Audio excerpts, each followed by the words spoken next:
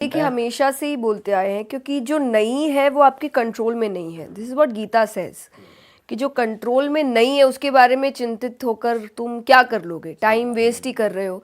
तो जो कंट्रोल में है उस पर काम करना शुरू करो। जो नहीं है वो रो नहीं रो कुछ भी करो वो नहीं होगा उसका कुछ।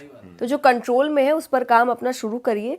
आपको शायद पता लगेगा कि जो नहीं है या तो वो मैटर नहीं करता और या फिर वो मिल गया आपको और एक अच्छे माहौल में रोने की बजाय, क्योंकि आप मेहनत में ज़्यादा समय बिता रहे थे, तो आई थिंक वो ज़्यादा बेटर होता है। अभी हम रिसेंटली ना उज्जैन महाकाल गए थे, वहाँ की एनर्जी इतनी अलग थी। मैं पहली बार गया था, शुभम काफ़ी बार गया हुआ, पीयूष तू भी फर्स्ट टाइम गया था। पहली बार गया था। वहाँ की एनर्जी इतनी अलग थी, मैंने अपनी आंखें बंद करी और मेरे माइंड में सिर्फ एक चीज़ आ रही थी। मतलब मैंने सबसे पहले ये बोला कि थैंक यू जो अभी कुछ मेरी लाइफ में हुआ है उस चीज़ के लिए मैं शुक्रिया अदा कर रहा हूँ।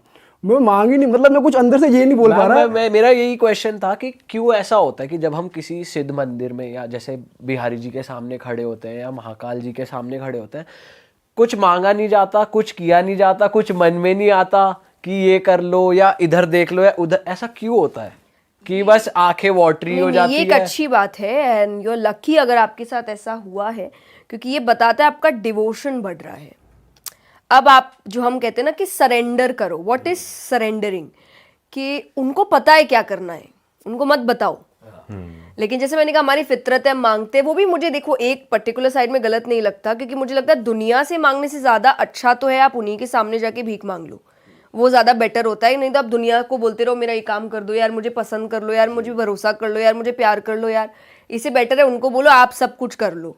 पर जब आपका सरेंडरिंग कैपेसिटी बहुत बढ़ जाती है ना, तब आपको लगता है कि इनको क्या बताना, ये सब कर लेंगे। तो आप जब उनके पास जाते हो ना, तो आपको ऐसा लगता है कुछ मांगना या कुछ बोलने की जरूरत नहीं है, हम मिलने आए हैं, हम एक दूसरे को देख लेते हैं, वही सब कुछ है। तो ये प्रूफ करता है आपका डिवोशन बहुत बढ़ रहा है। अब आपकी बात भी रिलेट हो रही है कि हम जाके ऐसी बात कर लेते हैं, बस सब ठीक चल रहा है, सब ठीक चल रहा है। ये तो है ही, और माइंड भी ना एकदम ब्लैंक हो जाता है कि आप गए, एकदम से थॉट्स आए जो भी चल रहा है आपकी जिंदगी में, फिर 5 मिनट बाद आप देखते हो कि कुछ आ ही नहीं रहा आपके माइंड में, सब खाली है, सब ब्लैंक, और सिर्फ उन्हीं पे फोकस है।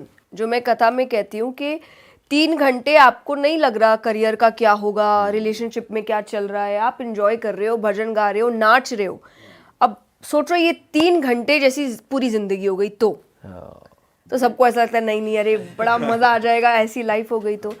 पर ऐसी लाइफ करनी पड़ती है, होती नहीं है। तो आपको वो 24/7 भगवान को इंक्लूड करना पड़ेगा अपनी लाइफ में, तब जाके आपकी वो टेंशन जो 3 घंटे की नहीं थी कि 3 घंटे कुछ पता नहीं चल रहा, वो 24/7 आपको लगेगा कुछ पता नहीं चल रहा। और मुझे ऐसा लगता है मेरी जिंदगी में यही है, मुझे टेंशन नहीं है किसी चीज की। हो जाएगा, जब आज तक संभालता आया है ना, संभाल लेगा आगे भी वो। मैम थोड़ी तो टेंशन होगी, कुछ चीजों की तो होगी, बिल्कुल नहीं सोचते। टेंशन नहीं, वो होता है कि आप दुखी हो उस चीज के लिए। मुझे ये नहीं है कि क्या होगा नहीं होगा, मुझे है कि मेरे हिसाब से चीज नहीं चल रही, तो वो आपका इमोशन है, आप रोबोट नहीं है। इमोशन को हैंडल करिए, लेकिन मैं उसको अपने काम पर हावी नहीं होने दे सकती कि मैं ओवर थिंकिंग में चली गई, मैंने कर्म करना छोड़ दिया, ये क्या हो रहा है, मैं पूरे पूरे दिन अगर बिस्तर पे लेटी हूँ, मैं ये नहीं कर सकती, क्योंकि मुझे लगता है ये करने का मतलब मुझे उस पर भरोसा नहीं है। तो मैं अपना काम करती रहूंगी, उसको जब करना है वो चीज वो कर देगा। तो आई विल ऑलवेज से, अगर कोई मुझसे पूछेगा कि आपका काम सबसे, नहीं, कुछ काम बचे हैं जो नहीं हो रहे हैं, जिनको लेकर मुझे लग रहा है कि देखते हैं कब होगा क्या होगा, पर डज दैट मीन कि मैं यहाँ अच्छे से नहीं हूँ या मैं खुश नहीं हूँ? मैं बहुत खुश हूँ, मैं परिवार के साथ खुश हूँ, मैं दोस्तों के साथ खुश हूँ, मैं काम अच्छे से कर रही हूँ, पर क्या इसका मतलब मुझे और बाकी चीज़ों की चिंता नहीं है? पर वो चिंता टेंशन में नहीं बदलती, उस एग्जैक्ट सेंस में कि ओवरथिंकिंग में जा जाती रही है। हाँ। कि मुझे नहीं पता मेरी लाइफ में क्या हो गया, अरे सब कुछ खराब चल रहा है, ये तो कभी ये नहीं हो वैसे सकता। बहुत बड़ी प्रॉब्लम है आजकल के यूथ में, कि लड़कों में भी रादर देन लड़कियों में काफी ज्यादा है कि भाई ओवर थिंक बहुत करना, ये मेरे साथ रहेगा नहीं रहेगा, रिलेशन वाइज भी, करियर वाइज भी, हर चीज के वाइज। तो काफी ज्यादा जूझ रहे लोग इस चीज से। तो वो कैसे, मतलब वो स्पिरिचुअलिटी के थ्रू ही सही हो सकती है? ही सही हो सकता है। अच्छा, देखिए मैं तो वही बोलूंगी जो मैंने किया, बाकी और भी चीज़ों की तरीके से हमने किया है, चाहे लोगों से बात करना है, चाहे किसी और तरीके के हैबिट्स में जाना है, सब कुछ ट्राई करके। पर मुझे ऐसा लगता है एंड में स्पिरिचुअलिटी, डिवाइन कनेक्शन आपके अंदर वो पावर क्रिएट कर सकता है कि बाहरी तत्व आपको परेशान ना करे। मैं जब कोविड आया, आज वैक्सीन वगैरह सब कुछ है, स्टिल देन डॉक्टर्स बोलते हैं इम्यूनिटी स्ट्रांग होनी चाहिए। तो सब ठीक हो जाएगा, कि कोई भी वायरस अगर आपकी इम्यूनिटी स्ट्रांग है आपको परेशान नहीं करेगा। नॉर्मल लाइफ में भी यही होता है कि आपकी अंदरूनी शक्ति, चाहे मानसिक तौर से है या भावनात्मक, इमोशनल हो या मेंटल हो, अगर वो स्ट्रांग है तो बाहरी वायरस यानी लोग, सिचुएशंस आपको परेशान नहीं कर सकते। कि मैंने वो पावर किसी को नहीं दिया कि मुझे आके तंग करके चले जाओ, तो वो तो पावर मेरे ही पास है, अपने आप को तंग मैं ही कर सकती हूँ, कोई और कर नहीं सकता।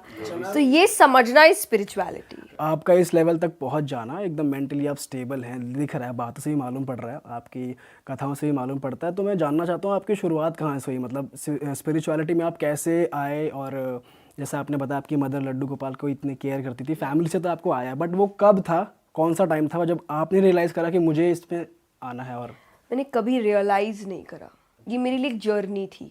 सो मैं 6 साल की उम्र से मैंने काम शुरू कर दिया था, अगर आप मटीरियलिस्टिक भाषा में कहें, जो मेरे लिए काम नहीं था, क्योंकि मैं भजन गाती थी और मुझे तो मज़ा आता था, तो इसलिए जो भी हो रहा है अच्छा लग रहा है, करते जाते हैं। बट अगर आप अभी के हिसाब से सोचो तो I started working when I was 6, और रिलीजियस वे में। और मेरे घर का माहौल हमेशा से यही था, भजन गाना, सुंदरकांड सुनना, हनुमान चालीसा एवरीडे करना, स्क्रिप्चर्स की कहानियाँ रात को सुनना। तो मेरे लिए स्पिरिचुअलिटी एक जर्नी है कि मेरी तो ज़िंदगी यही है, मैंने तो यही किया हमेशा। मुझे मेरे घर में यही कि दुखी हो तो किसी के सामने नहीं रोना, उसके सामने रोना। तो हम तो बचपन से, छोटे से बच्चे, 7-8 साल की बच्ची को भी प्रॉब्लम हो रहा है तो मैं तो मंदिर जाके ही रो रही हूँ कि भगवान जी क्या कर रहे हो, भगवान जी मेरे दोस्त से लड़ाई हो गई, भगवान। तो मेरा तो ये लाइफस्टाइल है। तो मुझे कभी ऐसा दिन नहीं आया था कि अरे आज मुझे रियलाइज़ हुआ कि मैं स्पिरिचुअल हूँ या मुझे स्पिरिचुअलिटी की ओर जाना चाहिए। ये मेरी जर्नी थी, और मैं इसीलिए कहती हूँ कि आप बचपन से ये जर्नी बनाओ बच्चों की। ठीक है, जिनकी पहले नहीं हुई वो अब स्टार्ट कर सकते हैं, पर ये पेरेंट्स का काम होता है कि आपके बच्चों को बचपन से आप इस जर्नी में लेकर आओ। पर आपको बचपन में लगा है कि यार मैं कुछ और करना चाहिए था, ऐसा जैसे फीलिंग होती है, आप सोचते हो कि भाई नहीं, मैं जैसे इन जनरल कोई और करियर ऑप्शन चूज करती हूँ कुछ बट और? मुझे पता ही नहीं था ना, जैसे मैंने कहा, आपकी मुझे एक जब डांस तक, वाली रील देखी थी, अपने छोटे थे आप और वो किसी डांस रियलिटी शो में हाँ, आप तो आए। मुझे डांस बहुत पसंद था, और उसमें मेरे पापा ने बोला भी है कि उन्होंने मुझे इनडायरेक्टली थोड़ा सा मोड़ा था इस चीज़ से। तो मुझे डांस काफ़ी पसंद था। जैसे मैंने कहा, मैंने काम बोल के नहीं शुरू किया था, मुझे मज़ा आ रहा था वो करने में। तो मैं भजन उस वक्त भी गाती थी जब मैं डांस करती थी। अच्छा। तो जब आपको समझ आता है ना कि अब मेरा करियर चुनने का टाइम है, I was already a name. तो मुझे कभी मौका नहीं मिला कि मैं सोचूं कि मुझे क्या बनना है, मैं बन चुकी थी जब सोचने का मौका आया। तो मैं, मेरे लिए एक